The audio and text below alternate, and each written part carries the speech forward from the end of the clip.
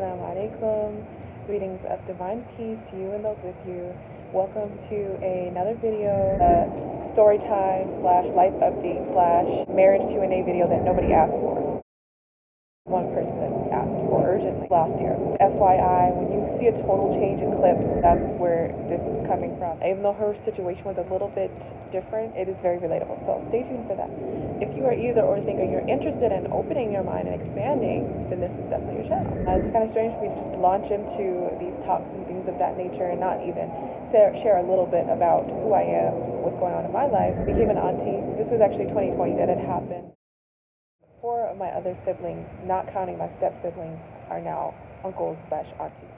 So I'm not alone. I'm really excited. I've only read her book in pieces. You know, this is like fara'id. It's a requirement to get her book and to read something. I'm not on it. I'm getting it from my sister, my mother, my close friends, because it's so amazing. It's like having a Michelle Obama mentor in my little pocket. She asks the most well thought out and mundane but yet conversationally profound question. What are the top 5 dishes that your family ate growing up? Things like that. There's power in allowing yourself to be known and heard, in owning your unique story and using your authentic voice. And there's grace in being willing to hear others. I do not claim to be perfect. I don't claim perfection. The only one that's perfect is God. The Prophet Muhammad, God bless his soul and grant him peace. There's a difference of opinion. He was definitely complete, but as far as perfection, we really have to define what that means before we say that he's perfect. I don't know that I will ever feel comfortable with that term for myself. And I just want to say I'm not a scholar. So again, not perfect, not even a scholar. We use scholar really loosely these days. We say anybody that has a license to teach or any semblance of the knowledge is a scholar. I think I have a lifelong learner, and I definitely am addicted to learning. I'm blessed to sit down with legends like Muhammad Ali's daughter, Imam Muhajir's daughter, and talk about their book 18 years ago. So that's a big deal, I think, to many people in my community. Education is something that I've been blessed with. So that adds something different and something really unique and valuable to conversation. Because I am considered somewhat having some power, being American, blah, blah, blah, blah, blah, blah. Job, everything is not my job, everything's not my fault. I love to blame black women, including other black women, in my experiences. I can't speak for other people. And that is just simply not the case. We are not to blame. We are mirrors to one another. Blessings you see in someone else's life, it reflects on a blessing you have in your life. And any faults you see in someone else are likely faults that you can work on or be mindful of preventing from happening in the future for your life. Coming outside is to get out of my head, because I definitely grew up in that environment that very much focuses on either or. And we can put things into little boxes and compartmentalize where there's just not a need. All blessings are due to talk for this Ramadan coming up very soon. This time next week, inshallah, we'll be on our way to fasting. And I still did not forget there is a surprise in the works, not quite yet ready to share that. Stay tuned. This is saying for students of knowledge, you can hear the same thing over and over and still have the wisdom to get something out of it. And it's just beautiful. It's really a vibe. How they met. Well, in the beginning, the Prophet Muhammad, like he said, was around 25 when he began working for her, and she was a very wealthy businesswoman. Khadijah bint Khuwaylid. Her father was a businessman. She pretty much inherited his business. What is for me about Khadijah is the fact that she was 40 years old, right? She was clearly a powerful woman because she already had children. The Prophet's first children were adopted, were another man's children. And they even had his name. Some of them, even the daughter and the son had a piece of his name. So this shows the character of our beloved Salafis. Not only his selflessness, but the depth of his love, the depth of his heart for Khadijah and for others, and women in particular. And so he started out working for her. She gave him the opportunity to actually become her equal, as in a partner in the business, and he chose to remain an agent. Okay, and what happened is Sayyidah Khadijah noticed how honest he was. She sent him on a little trial trip, and he was so successful in it that he was given more assignments and whatnot. But she inquired about him to her friend Nufaysa, and Nufaysa, in many narrations, she's the one who made the connection in terms of, putting out the word that Khadijah was interested in him for marriage. One misconception that I only recently was corrected in is that Sayyidah Khadijah did not propose to him outright.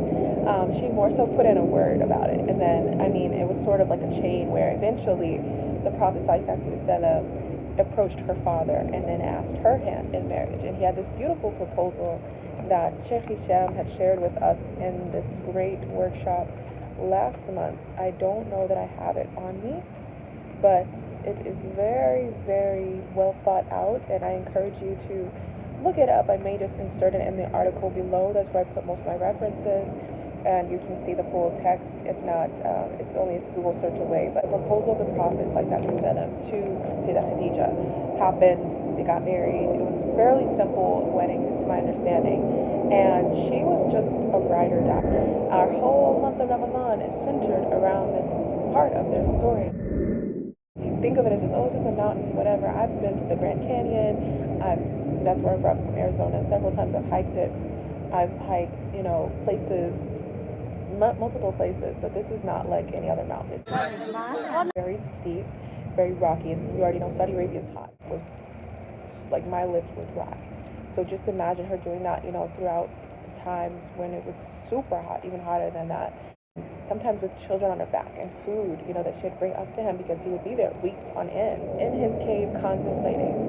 And the angel Gabriel came to him and gave him the first word of the Quran, which is Iqra, and eventually the first few lines. The meaning of that is read, and the name of your Lord who created you from a single clot of blood. Read, and your Lord is most generous. The one who, taught by the pen, taught man that which he did not know, taught humankind that which they did not know. It's a very disturbing experience, as you can imagine, seeing an angel come. The angel repeated Iqra several times before he revealed these heavy verses. And he, in many narrations, filled the sky with his wings. He was so huge, he was so expansive. And I mean, this top of Mount Hira is so expansive in and of itself. This is where the Prophet ﷺ would go, and he could oversee like Mecca. He could see Mecca from where he was at. So, this angel was overpowering. He squeezed him. It was all these things. And then Prophet ﷺ rushed home. He went straight to Sayyidah Khadijah. And when he went to her, he said, Zamiluni, which means cover me. And did she cover him? Did she ever cover him? I mean, with this message, she was the first to believe. She was the first believer because she said, he was doubting, and he was, who's going to believe this? Who's going to, they're going to, naturally, these were all questions that were coming. And Sayyidah Khadijah answered, and she said, I'll believe it. Soulmate for 25 years. First love, first wife, and the mother of his only surviving daughter, Sayyidah Fatima, who is a whole nother topic in herself. SubhanAllah. She did cover him, and more than just a physical way. She covered him financially. He was serving at her business and things like that, but the message of Islam was fueled by her funds contributing to Islam. So I have to check myself sometimes, talking about pick-me-shows and women who support men. Like, there's nothing wrong with that, but they need to be like the Prophet. Like, he was on another level, and he obviously left a legacy that we all benefit from. So she definitely did that emotionally. And obviously spiritually. I mean, just imagine what kind of person you have to be to console and to comfort Al-Amin, the trustworthy, the beloved of Allah, Habibullah, right? What kind of woman are you? May Allah all give us a piece of this character and this greatness that she had. I mean, she's known as Al-Kubara, the Great, right? That's one of her nicknames, one of her kunyas. We can go on and on about her and his legacy, but I just wanted to give that basis as we move into the marriage Q&A. This is our model. This is our standard. To me, this is the ultimate. Many women take on to certain wives' characteristics, and I have yet to learn in depth all of theirs. But all of them are inspiring. Sayyidah Khadijah has a special kind of inspiration to her. It's just undeniably powerful. MashaAllah. Please let me know which part of this video you enjoyed the most, what you would maybe like to hear more of and or less of, and inshallah I will see you all back for the next video. And again, be sure to stay tuned for that special Ramadan surprise. I pray that this finds you well fed. I hope you had a breakfast is what I'm saying, And when not like something that's like a feast that you just get loaded down and can't even sit up straight with, but something. It makes a difference. It really does. A light suhoor can be the difference. And mashallah, I'm learning over and over and over again. You think after 20 plus years I would start to get the idea, but yeah. We have a question today, and that question is, so I've been with this guy for a while now. It's from a sister. We've always said that we are going to get married, inshallah, as soon as we finish university, as it would be more convenient. However, there are certain barriers that are standing in our way. Firstly, we are from two completely different sects, and we've spoken about it, but we never seem to get to a conclusion. He's a Ahmadi, and I'm Sunni. And his dad wants him to marry an Ahmadi, and if we were to get married, his parents would expect me to convert. However, I don't think that's something I'm willing to do. And I asked him if he would ever convert to Sunni Islam, and he said no. So now I really don't know what to do, and I need advice. Now, this sister sent this needing an urgent answer, she said, and that's not to mock at it at all. Mashallah, my heart goes out to you because I definitely can relate. I think anyone could when we have this deep affection and we feel a sense of separation from the object of that affection. And we go to, I could quote so many different differences of opinion and go into the fiqh of what sect is what, but here's a story that's going to really break down the ultimate perspective. And it's a story of a father who goes to a teacher. He says, this teacher, you gave my son this grade and yada, yada, yada. This doesn't make any sense. And the teacher shows him the test. And lo and behold, his son answered every single question with هذا اختلاف. So obviously this is a theological seminary, and هذا اختلاف means there's a difference of opinion. Ikhtilaf is a classic word that's used in these settings, which it's really meaning that within the four accepted schools of thought, there is slight nuances in terms of the answer. The general answer and the big idea is the same. But in terms of, for instance, when you're praying, you may pray like this, or you may pray with your hands at your side based on your school of thought. هذا اختلاف, difference of opinion. You got it. So for me, I think of this story because no matter who you go to, no matter where you look it up, it's not going to be one way to look in terms of saying like, okay, this is what you need to do. One thing in any question situation that's beneficial, however, is to acknowledge your oneness. And this, brothers and sisters, is the step 4 in how to recognize a soulmate, which is really more about your relationship with the Creator. When we focus on our connection, our loving connection with our Allah, our loving sustainer, the Creator, and the one who knows already who is for you, that's gonna strengthen your relationship with your mates inevitably. Naturally, it's going to strengthen that. So my advice is to focus on your oneness, acknowledge your oneness. Focus on your commonality sounds very wah, like you're just giving an easy answer. But listen, our Prophet himself, who could not have, no one can say it better than him, sallallahu alaihi wasallam. God bless his soul and grant him peace. He said, "Al-mar'u ma'a man ahabba." The person will be and is with the one that they love. So what does that tell you? If you love them, you're with them. If you love them, you're going to be with them. So you focus on the love, they'll be with you. If there's not love, if you're not with each other, then there was never love. There's not going to be love. There's not. You really love them. Whoever you really love, you will be together. So it might be this brother, it may be someone else. And I know it's a hard truth pill to swallow maybe right now. But if you ever have that sense of pressure to, if you ever have that pressure to have an answer, then that should be your clue to slow down, okay? Because no matter how right you get it, there will still be, he could convert, as you call it, to your sect and still convert back. I've seen it happen. He could mashallah, you could pour everything into this. You could get all the differences of opinion. You could have knowledge, working knowledge of all of them, and still it would be of no benefit, because you can take a horse to water, but you can't make them drink, as the saying goes. And even if he does drink, that is irrelevant to the fact that your relationship with the Creator is more important than any and every other relationship, anything. What use is your marriage to him without that? Okay? And when you distract yourself, this is the thing, that is when the answers come. That's when the clarity is going to reveal itself. Distract yourself. Don't think so much about it. You're in university. Focus on your books, sis. Like, the brother will come around. I'm going to tell you right now. Whether it's now or later is another story. Okay? If he truly is into you, he will come around. Now, he will figure out a way if somebody really wants something. But the question really is not of him converting you, converting, and things like that. It's really it's a lesson. Allah is teaching always, you and him. Are you going to get the lesson? Okay. And he may come around in the form of another person.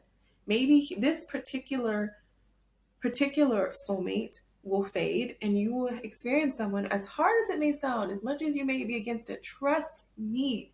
Like, I have been in your shoes, sis. Someone just as good, if not even on another level, will come. Okay, I'm gonna give you a secret. It's gonna be on another level, regardless. Allah is taking you to another level. So, in the words of Allah Himself, فَدَعُوذُ بِاللَّهِ مِنَ الشَّيْطَانِ الرَّجِيمِ, in Surah The Heights, chapter 7, 189, Allah tells us, هُوَ الَّذِي خَلَقَكُم مِّن نَّفْسٍ وَاحِدَةٍ وَجَعَلَ مِنْهَا زَوْجَهَا لِيَسْكُنَا إِلَيْهَا, which means it is He who created you from a single person and made his mate of like nature in order that he might dwell with her in love. And they translated he, but nafs is singular feminine, so it really is her. But mashallah. And we read this because it is actually support for the fact that everybody has somebody. And whether you have to wait until the next life to see it, the afterlife, then that is another story or another question. But there is someone for you. And just imagine that, like someone that's not going to go away. It's really better if you have to wait till the afterlife. But nobody's trying to hear that. So hope this helps. Mashallah, I hope that you guys can also chime in if you have any other questions, comments, concerns. I'm going to post a sticker, inshallah, for that. And if you have any advice for our sister and brother, feel free. But at the end of the day, she has to make her own decision. She has to differ in terms of the relationship with her Creator. Nobody can do this work for you. You have to turn to Allah yourself, in sense of that energy and that pressure you feel to get an answer about this relationship with this brother. Transmutate that. Give that same energy to the relationship with Allah. Watch God. Watch. And tell me about it, sis, because I know for a fact that everything is going to be amazing for you and for the brother, because he's probably going through it too if he really loves and cares about you. All right, so take care of yourselves out there. Don't be doing all this extraness, okay? This is not a regular time, and the more energy goes where focus goes, where energy flows, right? So focus where you want to go. Focus on the commonalities. Focus on the Creator, the One, and let yourself feel the peace of that. Don't allow yourself to get washed up with the worry. Allah tells us the shaitan threatens, and the meaning of it is not verbatim. The shaitan threatens us with poverty and all these things, and Allah promises us forgiveness. Maghfirah. Mashallah. I'm two-turned. So I'm thankful, and I pray that you all have a good Juma, inshallah. If we don't see each other later, then khair, inshallah. Juma Mubarak. Salam.